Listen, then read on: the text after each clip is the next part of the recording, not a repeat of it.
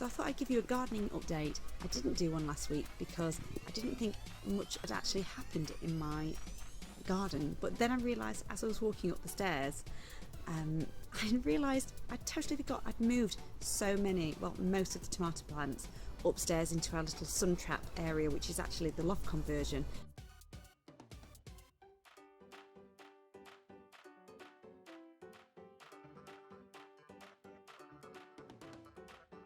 It's so sunny up there and I've been watering it almost every day and they've loved that spot. Most of the tomatoes, peppers, there's some chilies and aubergines are up there. I have to say they're probably progressing more than anything. Actually no, that's a bit of a lie. They're not progressing as much as these tomato plants, but this is a really sunny area, just like upstairs. But these have been here so much longer. And if you remember a few weeks ago, I showed you 3 wooden boxes that I'd found in a skip, and I said I couldn't leave them behind, and I finally upcycled them and stenciled them, so I'll show you my new herb planters. So I've now got 3 on my kitchen windowsill, and I've actually used Wilkes blackboard paint, and I stenciled them using a Annie Sloan technique, which is actually torn masking tape, and I painted a base coat and then painted over the strips and just peeled them off. So if you want to watch the tutorial, I highly recommend it. I love doing it. I'll leave the link for that below.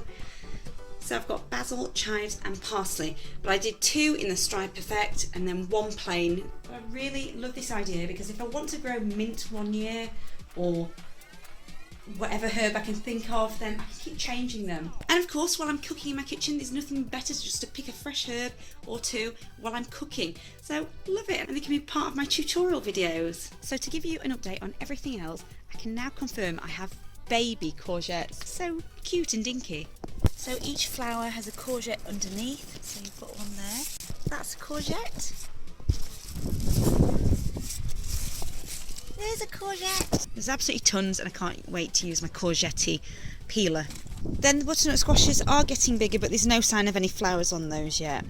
And I'm loving the size of my largest cabbage plants, but to be honest, I think it is going to be really packed in here. But I love how it's enveloping inside. I just think that's so cool. And I was looking back at my old videos, and it was 11th of April when I planted the potatoes, and so these won't be ready for about another month, so I'm dying to get my hands on those. Broccoli looks like it's suffering a little bit in the back, but they are definitely getting bigger. And I do have some cabbage plants in pots, and this one I've moved it several places, but it really seems to be suffering with I don't know if those are eggs. They look like eggs, so it looks like I need to clean that out, but that's the only one that's having some sort of problem. That doesn't look good, and it looks very weak.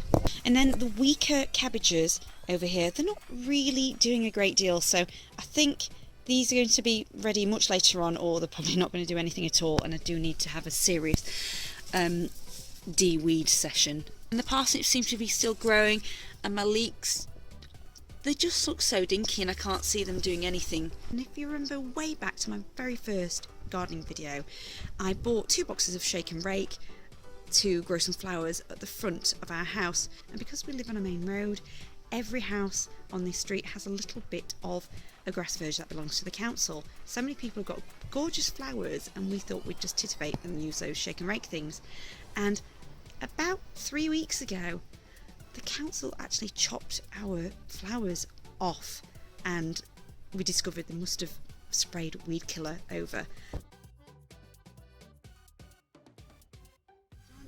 It was probably because the weekend just gone was the local village carnival that happened in the street, so obviously they wanted to make it look tidy. So I've started again, and this time I've gone for some sunflower seeds, and I've decided I'm just going to try and grow flowers, seedlings here, and then plant them when they're ready. So I've got sunflowers there, and I'm trying to grow poppies here. But that has only been a few days. I was really impressed. Then last week I realised I made a mix-up with the labelling. It must happen all the time because I thought I was very thorough. And one of the pepper plants, I said, that looks like a courgette to me. It turns out it's a cucumber after all. So there's a teeny weeny cucumber, and I'm going to look after that. And then I've got cucumber plants there too. then to give you an update about how the grow bag tomatoes are doing. I don't know if they're doing greatly. This one's doing well, but they seem to attract flies in here, but all the others don't. At the minute it's fine, but it's when the temperature's hot, so I've got to keep my eye on those, but they're steady. And then in here is all the extra seedlings of aubergines and a tomato plant, because I just don't have the space. Don't know what to do with them yet, but if they grow, I'll try and squeeze them in somewhere. I do have this massive sort of square planter which is about that high, so I may very well just get some compost and just do a last minute thing with those. If you remember me buying 2 reduced plants from Morrison's after the BBC Good Food Summer Show, they ended up dying, which is so sad, but I really didn't prioritise. I have been focusing more on food because I'm more interested in plants that give me food. But I also think it was a factor of the rain has been too much for them. At 89p each, it's just very expensive plant pots. And then finally, I'm quite disappointed, and it's my own fault, that my spinach has started to turn to seed. And it's got loads of bugs all over this. I do have a box over there that I can eat from, but I just regret not making enough salads out of them. I wanted to put them in smoothies and things, and I just keep forgetting, and I haven't had as many smoothies lately. I've been meaning to tell you for the last few weeks that I've actually been using coffee grinds and rinsing our cafetiere out with water and just feeding them to the plants. I don't know if it helps, but I'm willing to try anything. So that's my gardening update for the week, and if you really want to learn how to make those herb planters, then I'll leave the video link for that below. And also, if you can think of anything that I could start growing now, ready for autumn, then please let me know. I'm doing some research at the minute.